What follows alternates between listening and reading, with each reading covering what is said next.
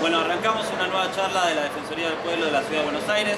Venimos teniendo diferentes charlas y durante toda la Feria del Libro vamos a tener diferentes charlas. Hoy es un tema que nos interesa mucho, que es en la era digital, los derechos de las personas, en este caso la salida laboral que tienen estos nuevos ámbitos donde trabajamos, en algunos casos jugamos en otros. Y para hablar de esto estamos con Cecilia Duarte, más conocida como Lady Mufa, que es abogada, es caster de LOL, League of Legends, seguramente vos lo conocés, creadora de contenido, manager regional en Isurus y parte de Woman in Games Argentina, WeGar. ¿Cómo estás, Lady Mufa? Hola, Facu. Bueno, hola a todos los que ya están escuchando y ya se están acercando también. La verdad, súper contenta de estar acá y un poco nerviosa, ¿no? Porque hablábamos justo hace ratito la importancia que tiene para uno estar acá en la Feria del Libro, ¿no? Después de tantos años de haber venido y de seguir viniendo y que uno seguirá viniendo todos los años de su vida seguramente. Es una costumbre que tenemos de chicos. Sí, sí, totalmente. Es una fecha que uno espera llegar, venir, mirar. Me traía a mi mamá, ahora yo traigo a mi hija y bueno, sí, estamos generación en generación. Muy bien, hay que transmitir el mensaje dentro de la familia. Bueno, vamos a hablar hoy de las nuevas profesiones en el ámbito eSport y quiero arrancar un poco preguntándote a qué te dedicas y después que nos cuentes qué es exactamente el eSport, algo que yo hasta ayer no conocía. Así es. Bueno, la verdad es que hoy por hoy decir a qué me dedico es una pregunta bastante difícil de responder porque me dedico a muchas cosas. En particular, creo que una de las características de poder abrirse paso en este mundo es tener esa capacidad de hacer muchas cosas distintas y adaptarse de manera casi constante.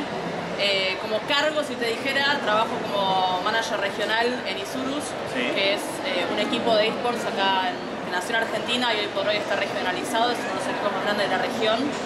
Y no solamente tenemos la parte deportiva, digamos, con el tema de eSport, que ahora entramos en detalle, sino que tenemos la parte de lo que es empresa de entretenimiento y hacemos campañas de marketing de influencers, torneos, eventos presenciales, online, de todo un poco, que es de la mano un poco de lo que queremos hablar, ¿no? También, que es esto de decir gaming o videojuegos o eSports no es solamente una competencia que se da, sino que es todo un espectro de cosas que permite que un montón de personas que por ahí no trabajan o nunca tocaron un videojuego puedan trabajar algo que no se imaginaron que podían trabajar de esto. Un poco el objetivo de esta charla es contarles a todos que no solamente se juega en este mundo, sino que además se puede trabajar en este mundo y que muchas veces algunos que quizás están un poco alejados ven que sus hijos están todo el día en una consola y dicen, están perdiendo el tiempo. No, hay posibilidades de incluso de que sea una salida laboral y muy rentable. Pero vamos a qué son los eSports, de qué estamos hablando exactamente. Bueno, es un poco el nicho del nicho. Cuando hablamos de videojuegos en general todos sabemos lo que son los videojuegos, jueguitos de computadora, de consola, de celular hoy por hoy. Cuando hablamos de eSport hablamos de videojuegos que tienen una característica especial, que es el hecho de poder competir por lo menos, ya sea 1 versus 1 o en equipos, entre 2, entre 3, entre 5, entre la cantidad de jugadores que sea.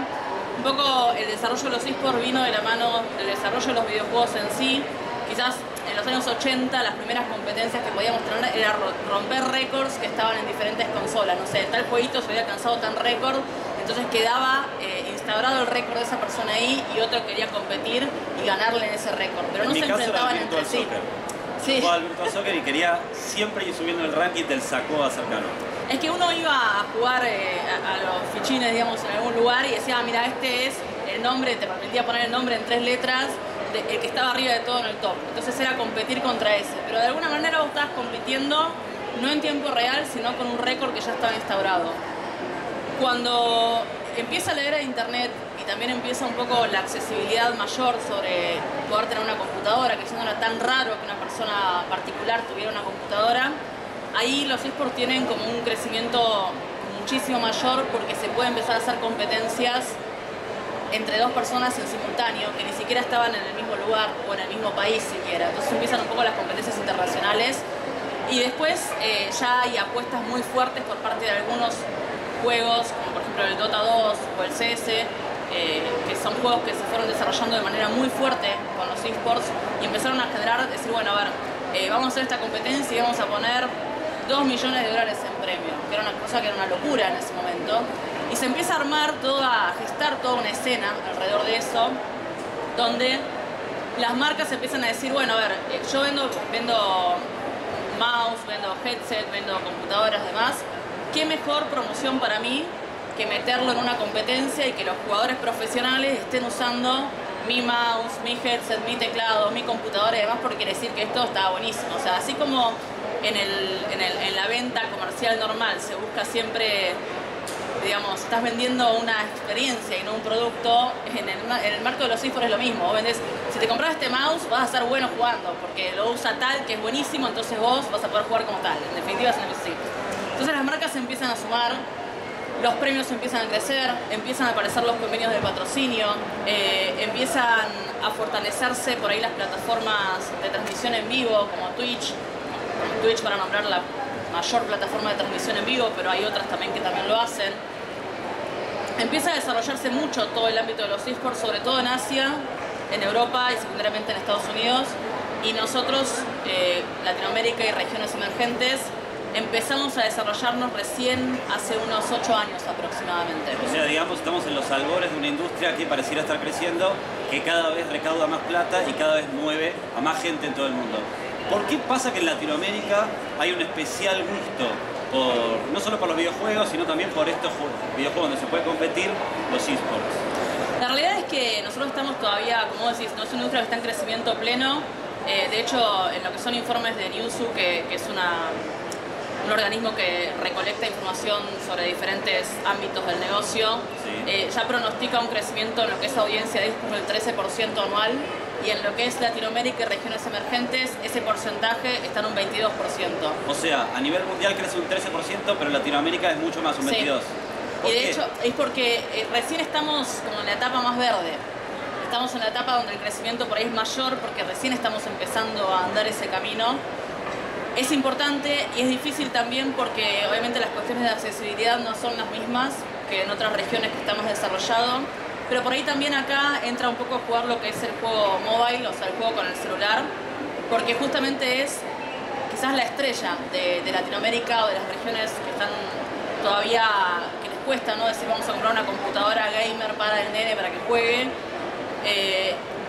Y el teléfono celular es muchísimo más accesible. De hecho, hay muchas historias relacionadas con un juego de celular que es el Free Fire, que es un shooter, o sea, un juego de disparos para los que no jueguen, que ganó muchísima popularidad. Y de hecho, en Brasil hay algo que se llama la Copa de las Favelas, que o sea, está ya organizado por el mismo desarrollador del videojuego, armar estas copas para darle premios a los chicos que participan y demás. Y hay muchas historias de chicos que lograron, digamos, salir de situaciones de mucha necesidad a través de los videojuegos. A ver, que es un poco, en su momento se hablaba de quiero ser jugador de fútbol. Sí. Bueno, ahora es, puedo ser jugador de fútbol o puedo ser jugador de Free Fire, en algún punto, ¿no? Que tampoco es fácil, porque suena más fácil que futbolista, pero no es nada fácil. No es nada fácil. A ver, es cierto que esto, como dijimos al principio, esto es el nicho del nicho. Esto es como decir, voy a ser estrella de rock. A ver, no es fácil. Que te esfuerces no necesariamente implica que lo vayas a conseguir. Esto es importantísimo decirlo y aplica para creación de contenido, aplica para un montón de cosas. Y por eso es importante también ver qué otras ramas dentro de esto están. Porque yo te digo, hoy por hoy, yo soy abogada, soy redactora de deportes electrónicos y soy creadora de contenido.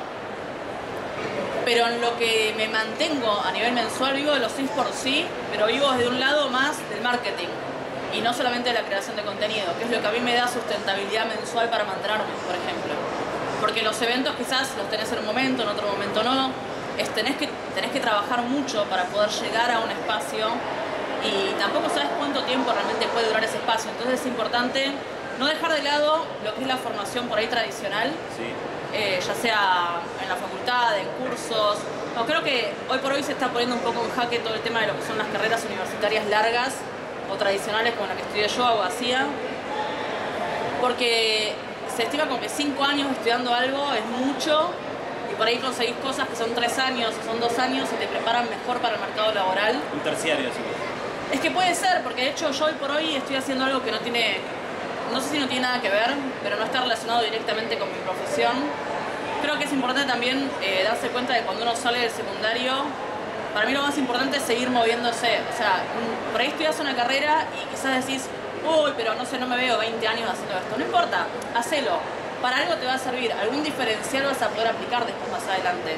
O sea, vos recomendás que una persona que incluso quiere vivir de lo que sería el gaming, ¿está bien dicho? O sea, vivir de los videojuegos, al margen de vivir de los videojuegos, tiene que seguir formándose y complementar los conocimientos. Sí, porque de hecho puede trabajar de casi cualquier cosa, te diría, en los videojuegos. Y de hecho, para esto sí voy a poner esto es todo lo que ya hablamos.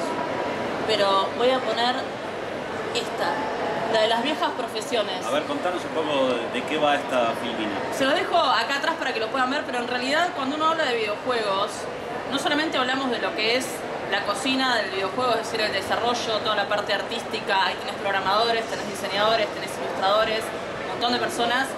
Una vez que el videojuego sale, tenés toda la parte de marketing, toda la parte legal, toda la parte financiera. En el equipo, cuando hablas de eSports ya directamente tenés el equipo, tenés los jugadores, tenés el staff técnico. Hoy por hoy, cualquier equipo medianamente serio incorpora psicólogos también a su estructura. O sea, generalicemos un poco porque obviamente cada propuesta de juego es distinta. Sí. Un juego nuevo que tiene un buen presupuesto, ¿cuánta gente puede llegar a emplear? Obviamente estamos tirando un número aproximado, te estoy tirando una roca, yo sé que... No, que me estás matando, porque en realidad depende mucho. A ver, el juego, primero el estudio que desarrolla el videojuego ya tiene una cantidad de gente amplia. Y aparte cada estudio de desarrollo de videojuegos tiene ya un staff de gente que puede ser más pequeño o más grande y puede desarrollar juegos a raíz de eso. Tú por ahí tenés desarrolladoras puntuales, como por ejemplo publishers de videojuegos muy grandes como Riot, como Valve, que hacen juegos dentro de su propia estructura. O sea, Riot, por ejemplo, que es el creador de League of Legends, cuando hizo su shooter, no se fue a otro estudio de videojuegos a buscar el shooter. Lo creó dentro de su estructura y lo vendió dentro de su estructura. Como vos decís que se suman hasta psicólogos, se ve que es un equipo claramente multidisciplinario de mínima. Es que sí, a ver, ese es el tema, ¿no? Vos cualquier cosa que estudies prácticamente podés enfocarlo a videojuegos. Ya sea a lo que es desarrollo, a lo que es venta del videojuego en sí, a lo que es eSports, si es que ese videojuego llega a la categoría de eSports, sí, que normalmente es algo que el creador del videojuego busca, que el publisher busca, porque por ejemplo, si vos te pones a ver cuáles son los videojuegos más jugados o más vistos, sí, normalmente los videojuegos tienen como un estallido cuando salen, lo juega todo el mundo, duran, no sé, un mes, 2 meses, 6 meses, y después ya queda un nicho que juega ese videojuego y nada más. Cuando es un eSports, pasan 10 años y sigue siendo uno de los videojuegos más vistos y más jugados. O sea, a ver si te entiendo. Si uno juega esos juegos donde es una historia, terminás la historia, ganaste el juego, a lo sumo, en mi caso lo volvería a jugar, porque 2 veces te lo juego y listo, no lo uso nunca más. Ahora, si yo lo utilizo para competir con otras personas, es algo que puedo seguir usando años. Porque es el sistema competitivo lo que alimenta ese juego. O sea, por ejemplo, no sé, League of Legends tiene ya más de 10 años. Hace más de 10 años que es uno de los videojuegos más vistos del mundo. Con gente de cualquier edad. Con gente de cualquier edad. Yo tengo 36 y tengo amigos que son fanáticos y juegan contra pibes de 15 o menos. O menos. Yo tengo 37 y me pasa lo mismo. ¿Jugás al LoL? Sí. No juego profesionalmente, obviamente. ¿Y gente de qué edad puedes llegar a ver ahí? De todo. De todo. O sea, hay gente de cualquier edad. De hecho, a nivel profesional tenés por ahí jugadores que tienen 18 años, 6 años. O sea, acá justamente un chico que es tucumano, sí, que jugaba muy bien y jugaba, cuando yo organizaba torneos amateurs, él jugaba en los torneos y tenía 14 años y jugaba bárbaro. Y yo decía, qué lástima que este chico no puede entrar a ligas profesionales porque no tenía la edad mínima para competir, que era 16 años. Ni bien cumplió 16, entró ya a las ligas profesionales. O sea, digamos que van a buscar a inferiores. Un jugador que uno piensa que tiene un buen futuro, una empresa que lo quiere contratar lo busca de pequeño, de joven. En realidad el mercado hoy por hoy no está tan regulado como el mercado del fútbol, si lo queremos comparar en eso. Por ejemplo.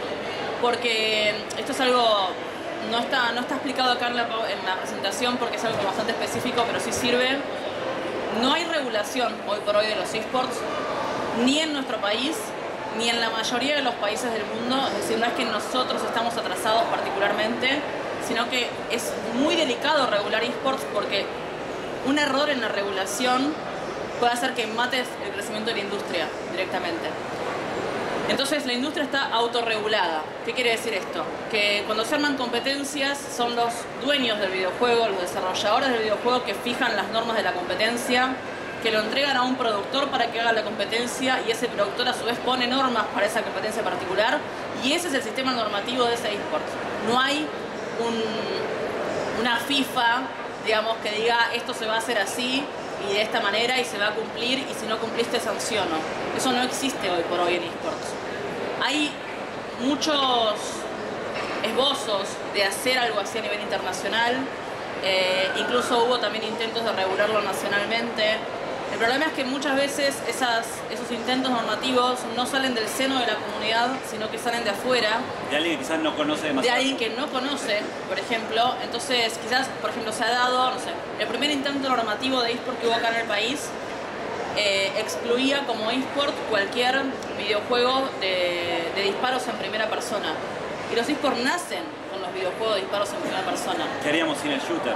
Es que claro, digamos, vos no puedes regular eSport diciendo regulo todo menos esto porque es violento, supongamos. Cuando en realidad ya las mismas competencias también te definen a nivel gráfico cómo se puede mostrar o no mostrar los niveles de violencia en el videojuego. Pero digo, por eso hay que ser muy delicado con el tema de la regulación, porque el sistema hoy por hoy crece de manera autorregulada. Eso es bueno por un lado y es malo por el otro, porque provoca un alto nivel de precariedad en lo que son los espacios laborales y mucha dificultad en el crecimiento, digamos, de individual. Es decir, vos decís, ¿cómo consigo trabajo en eSports? Eso es lo que te quería preguntar y sobre todo, en tu oficina, por ejemplo, ¿hay cantidad pareja de hombres y mujeres o todavía sigue siendo muy difícil para las mujeres acceder a esa industria?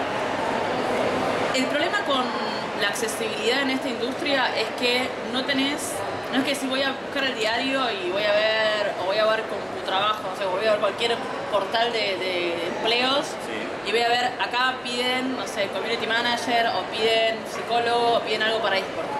No existe eso.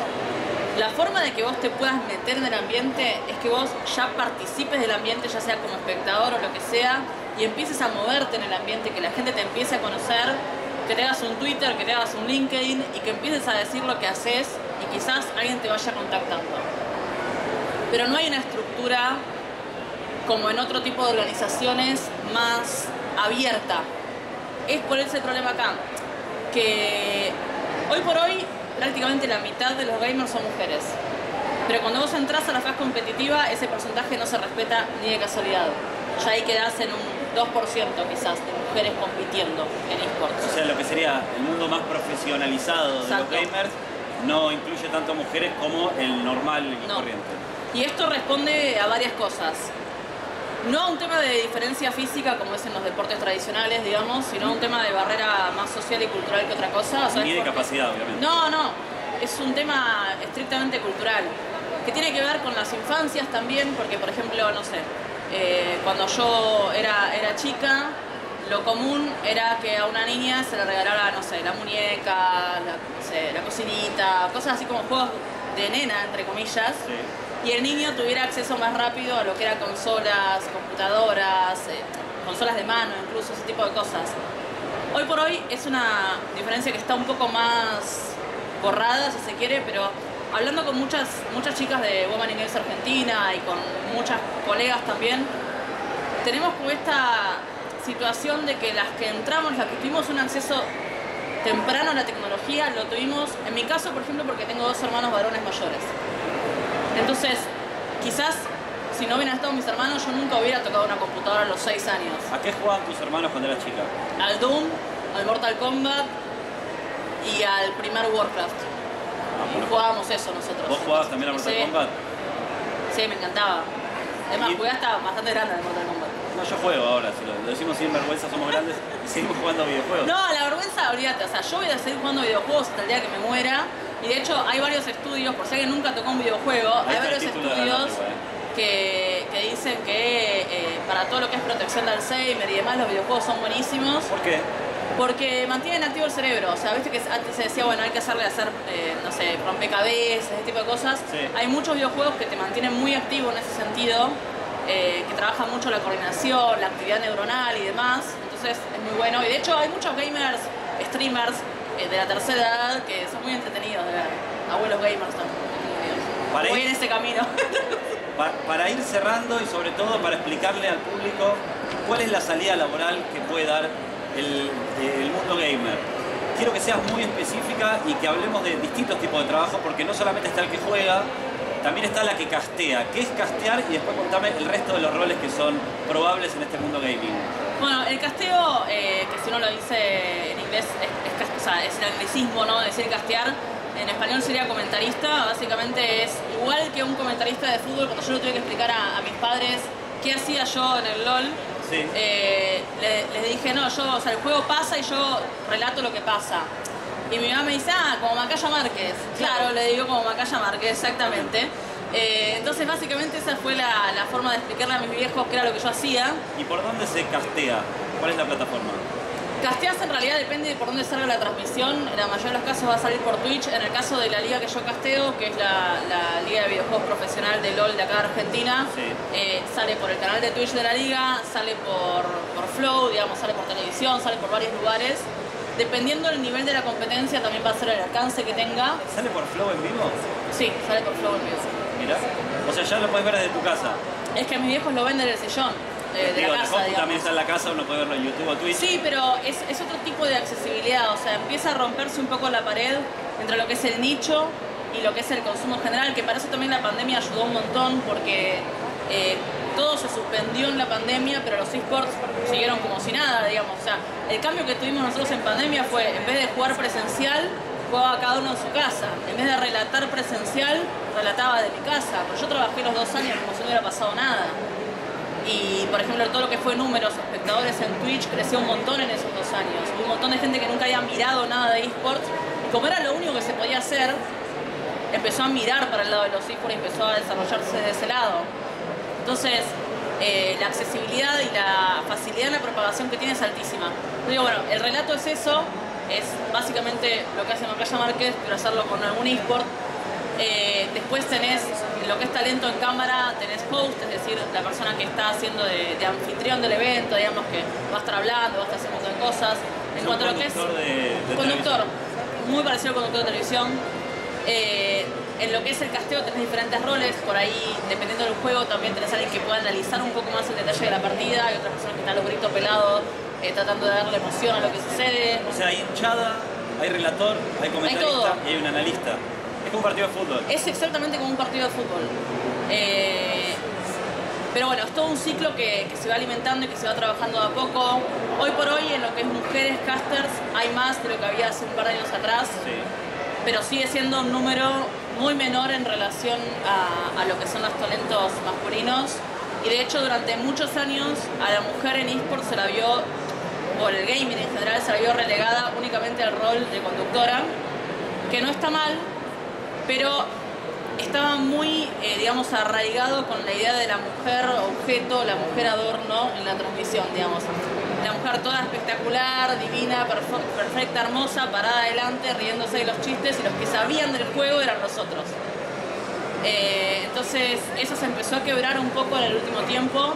Sí hay un lazo muy fuerte con lo que es la necesidad de cubrir determinados estándares hegemónicos para poder participar, porque en esto se está yendo muy para el lado de lo que fue la tele, lo que fue la televisión en general, entonces es difícil romper todavía ese espacio.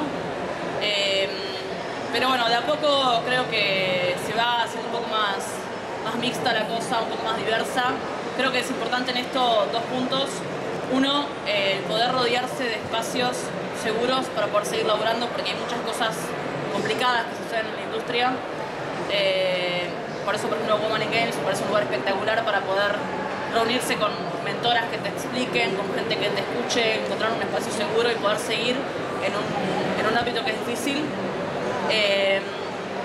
Y después también el hecho de empezar a construir referentes, ¿no? O sea, que haya cada vez más mujeres y más minorías que puedan ocupar un espacio y puedan decir, bueno, si esta persona llegó, ¿por qué yo no voy a llegar, digamos? Sin ánimos de decirlo peyorativamente, pero decir, no solamente llega esta gente que tiene estas características, sino que yo también puedo llegar sin tener esas características quizás, o sin hacer determinadas acciones que esa persona hizo para estar en este espacio.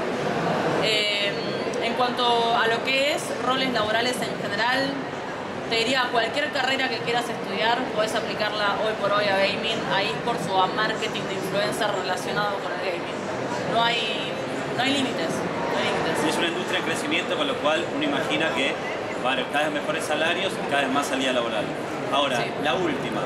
Si alguien, un joven o una joven o un grande quizás tiene ganas de arrancar? Yo arranqué a los 31 con esto. O sea, se puede arrancar de más de grande, no hace falta arrancarlo desde la cuna. Me están matando. No, digo un poco más. ¿Cómo tiene que hacer esa persona para entrar al mundo gamer? Creo que si sos una persona joven, un adolescente, vamos a decir persona joven, que también me estaba automatando, pero claro. No, si sos un adolescente que todavía vive en la casa de los padres, Sí. que no tiene la obligación de mantenerse solo, creo que empezar a seguir por ahí en redes a comunidades, a equipos que hagan cosas que te interesen, es una buena forma de acercarte a ver qué es lo que vos querés hacer y qué es lo que a vos te gusta. Ver reacciones. Sí, a ver...